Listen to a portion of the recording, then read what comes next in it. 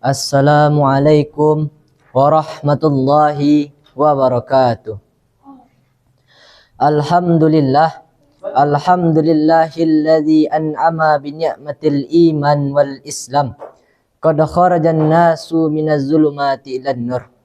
Ashhadu an la ilaha illallah wa ashhadu anna sayyidana Muhammadan abduhu wa rasuluh.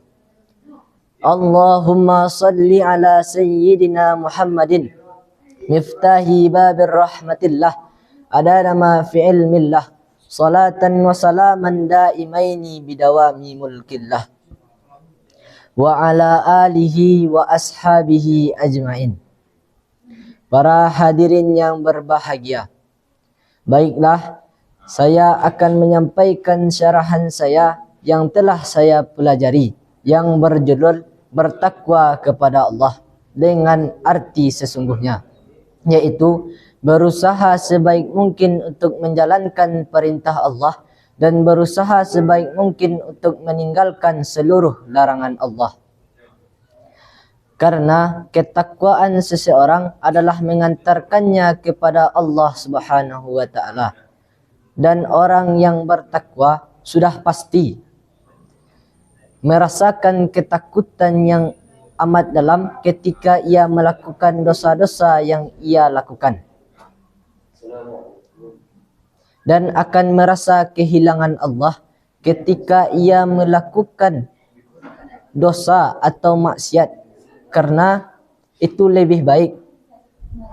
Karena itu termasuk dalam ciri-ciri mereka yang bertakwa kepada Allah.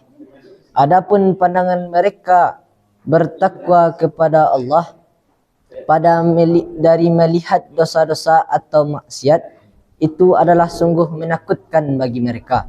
Sebagaimana perkataan Sayyidina Ibnu Jubair yang berkata, apabila seseorang hatinya telah dihiasi dengan ketakwaan kepada Allah, sungguh akan timbul rasa takut yang mendalam pada dirinya ketika ia melakukan maksiat atau dosa-dosa terhadap Allah Subhanahu wa taala.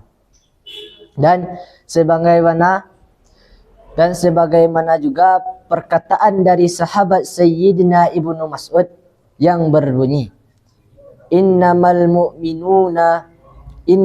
mu'minuna yara zunubahu ka'annahu qa'idan tahta jabalin yakhafu ayyaqa alayhi wa annal fajira yara zunubahu wa ka'anna zubaban ala anfihi, yang artinya, sungguh seorang yang beriman ketika memandang dosa-dosa yang telah diperbuatnya bagaikan orang yang duduk di bawah gunung yang khawatir orang tersebut bahwa menimpa gunung itu akan orang. Tetapi para pendosa mengibaratkan dosa-dosanya bagaikan nyamuk yang ada di hadapannya.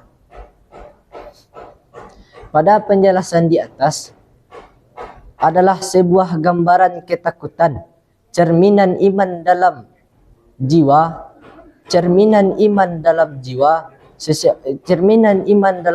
seseorang ketika ingin melakukan dosa tersebut.